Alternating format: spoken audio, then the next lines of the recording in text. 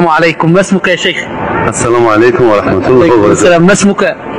أنا مرتضى. من وين شيخ مرتضى؟ من شيراز. من شيراز. شيخ مرتضى، يا محمد يا علي يا علي يا محمد انصراني فإنكما والناصران واكفياني فإنكما خافيان. الله يقول وما النصر إلا من عند الله، والله يقول أليس الله بكاف عبده فسيكفيكهم الله، فلماذا نطلب النصر من محمد وعلي؟ هل الله ليس بكفيك كي تطلب من علي وتطلب من محمد؟ والله هو ناصرنا كما قال في القرآن، لماذا نقول يا علي يا محمد انصراني؟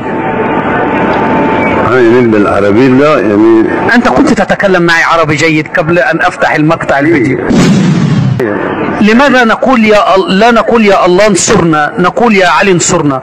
لماذا نقول لا نقول يا الله اكفينا، نقول يا علي يا محمد اكفينا كما أنت قلت الآن؟ أنا بالفارسي. والله يا شيخ كنت تتكلم معي عربي جيد الآن. إيه قليل. طب الأفضل أقول يا الله اكفيني، يا الله اكفيني أم يا محمد اكفيني؟ اكفيني يا الله. طب ليش تقول يا محمد اكفيني؟ شكرا لك يا شيخ، أسأل الله أن يشرح صدرك إلى الحق. أنا بالفارسي، أنا بالعربي. الله يهديك، شكرا. أنا أعلم أنك تفهم عربي وتكلمت معي عربي من قبل، شكرا لك. أنا أعرف بالفارسي لا بالعربي. شكرا لك أنك أقررت هذا الشرك يا محمد يا علي، هذا شرك، يعني فهمت كلمة شرك. أعيد عليك السؤال مرة أخرى. أنا إن شاء الله عرفت أنك تفهم، عرفت أنك تفهم، الله المستعان.